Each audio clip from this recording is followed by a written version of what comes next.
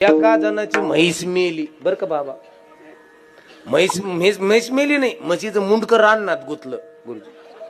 आता ती गाभण होती 6व्या-7व्या महिन्याची, ती राननात ओरडायची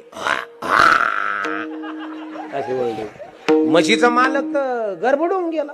ती म्हणे आता गुदमुरून मरती काय, घोडेगावातून आणलेली मरती का काय. त्यांनी गावातल्या 2-3 विचारवंताला फोन केला. ते म्हणे फटक्याने गड्या हो, म्हशीचं मुंडकं गुतलेलं आहे राननात. आता 2-3 जण गेलेत ते म्हणे आता ते शायनिंग मध्ये त्याच्या हातन बितन बांधून. बाप्पू अरे का झालं. ते म्हणे म्हशीचं मुंडका गोत्या राव गोत्या. ये म्हणे मी देऊ की एक सल्ला. ते म्हणे मग तुमच्या सल्ल्यावर तर गाव तरत.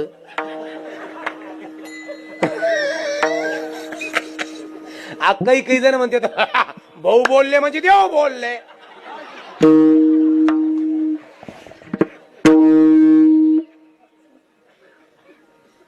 ते म्हणे भाऊ आता सांगा सल्ला.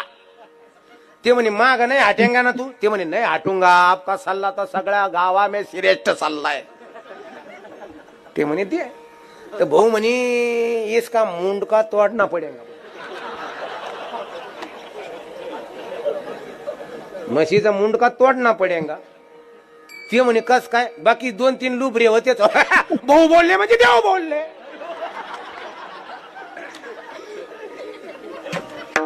भाऊ ना अशा लय घराच्या कड्या लावलेले.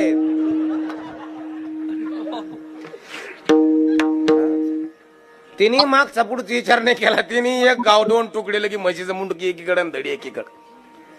ते म्हणे आता काय करना पडेगा.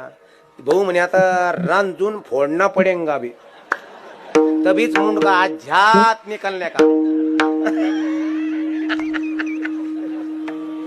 अरे विचार तुमच्याकडे डोकं आहे पण लेव्हल वेगवेगळी. बुद्धीचे वैभव